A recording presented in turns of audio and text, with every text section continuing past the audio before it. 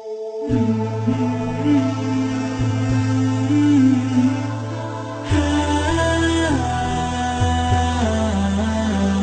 الرحيم. الحمد لله رب العالمين، وصلى الله وسلم وبارك على محمد وعلى آله وصحابته أجمعين. بعد تاني وحلقة أني صدحات دبا سعوتي tiirarka ay reeruhu ay ku taagan yihiin. qisadani waxaan kaga warrami doonaa fadhigani qisa la yaab leh. qisadana markii koowaad ma aha, markii labaadna ma aha. waa qiso kutubta noogu taala, waa qiso aad culimada aad ka maqasheen. laakiin wallaah mar walba oon qisada maqlo way ii cusub tahay xaqiiqatan. mar walba oon qisada maqlo qalbigayga wax fara badan baa iska bedela. maxaan u bixiyay qisadaasi gabar sabar badan oo xikmad badan ilaahay abaal buu siiyaa. aan ku celiyo, gabar sabar badan oo xikmad badan ilaahay abaal badan buu siiyaa. gabadha la yiraahdo ummu sulaym, gabadhaas ayada ah ayadoo ninkeedu u dhintay oo xaragoonaysa ayaa waxa la kulmay Abu Talha oo gaala. shukaansigu ku bilaabay, waxay tiri adigoo kale laguma diido, laakiin gaal baa tahay. dacwadii bay u bandhigtay,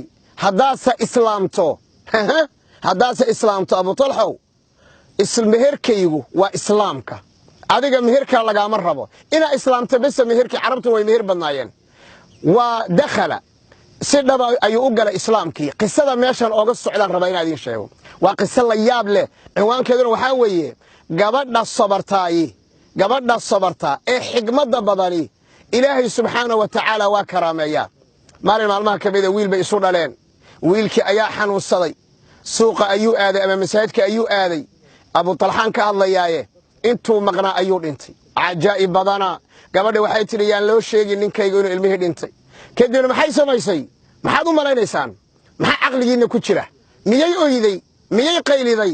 gablamayay, hoogayoo ba'ayay, walwalayay, ii imaaday? miyay tiri dariskii oo dhan, qaraabadii oo dhan miyay isku soo kicisay?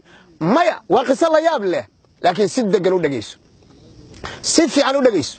reerku wuxuu ku taagan yahay waa sabar iyo xikmo.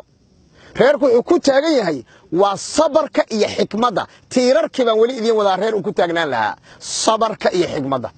gabadhii cuntay karisay, oonba qof wiilkeedii oo mayda ayaa cunto karinaysa. qabso caawa, fi taariikh ma soo marin. haa, cuntay karisay oo jikay gashay. haa, way isqurxisay. allah, oo ma intay musqusha gashay ayay sidii gabadh aroos gelaysa isqurxisay. nacam, caawa qabso. shareecadeena arrintaa laga helaa.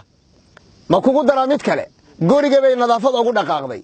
gabadh qurux badan oo carfoon iyo guri qurux badan oo carfoon iyo cunto macaan. Abu Talha waa yimid, wiilkiina halkan uu yaallaa waa meyd. xikmadda iyo sabarka waxaa kaga daran oo kaba daran oo lala yaabo.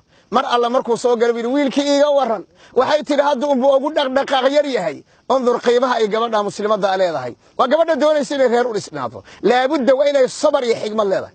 sabar iyo dulqaad waa inay leedahay. xikmad iyo xinka waa inay leedahay. maxaa dhacay mataqaana yaa ikhwa? midina ma qisada ilaahi daraadii baa idin jeclay. ujeedadu inay waxyaagaan way waxaan doonayno reeraheenu inay noo dhismaan. ma doonaysaa gabadh sabar badan oo xikmad leh inaad noqoto? aqri siirada, aqri taariikhda. aan qisadii marka idin dhamaystiro. ka waran wiilkii hadda unbuu ugu dhaqaaqay yahay. gurigii waa carfoon yahay. haye, gabadhii way qurux badan tahay. haye, cuntaday ku soo dhaweysay. labadoodii baa la wada casheeyey. aade waad garan kartaa, casho macaan bay samaysay. kadibna gurigii baa la aaday, qolkii jiifkii baa la aaday. isagu wuxuu moodayaa wiilka inuu yar hurdo, shanqadhuu yaraynayaa. xidhiir goboleed baa dhacay. allahu akbar. waxaan suuraysan la'ahay anigu oo qisada mar walba oon aqriya ii macaanaata oo ii dhadhanta. hooyo gabadh muslimada oo ilmaheedii meyd yahay, sabarkeeda iyo xikmaddeedu ay gaarsiisay inay aroos gasho, oy cunto macaan kariso, oy isqurxiso, oy guriga nadiifiso. wax la yaab lama idiin sheegaa. xikmadda fiiriya. mar alla markay xidhiir goboleed uu dhacay bay tiri kaalay Abu Talha, reer dariskeenna haddaan alaab ka soo qaadan lahayn ma u diidi lahayn? hadday naga soo doontaan mise waa siin lahayn? maya, waanu siin lahayn. haddaba wiilkii yarka ahaa ammaanu nagu ahaa. allahu akbar. waa kuwaa gabdhaha aan doonayna reero inay dhisan karaan.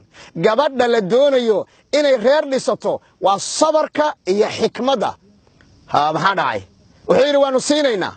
waxay tidhi wiilkaagii ilaahay baa lahaa, ilaah baa na siiyey waana dhintaye waagu markuu baryo qabriga loo raadiyo abu talxa nabigu u tagay calayhi salaatu wasalaam nabiga markuu qisada u sheegay nabigu intuu qisada wuxuu yidhi oo wiilkiina oo xalay meeyda miyaad aroos ahaydeen haa اللهم بارك لكما في ليلتكما إلى هبينكي حالي أها إذين بركة محادة عي قبل أوربيالتي حريركي قوش هبينكي أوربيالتي صبر كذي حكمة إذا درادي أوربركيالتنا ويل بين شيء سجال ويل أو نلي أو قراء أو قرآن كي يقانا أو هل ميل قوة الصبعين أيا إنها لساري ما حد كيف أنت قصدا ما حد كلتها قصدا قلبي يا راد ما كن رابتي بدوني سأنا تكون ضيطه reerka usuusha lagu dhisayo iyo tiirarka ma garatay aad baan ku jeclahay wassalaamu calaykum waraxmatullaahi wabarakaatuh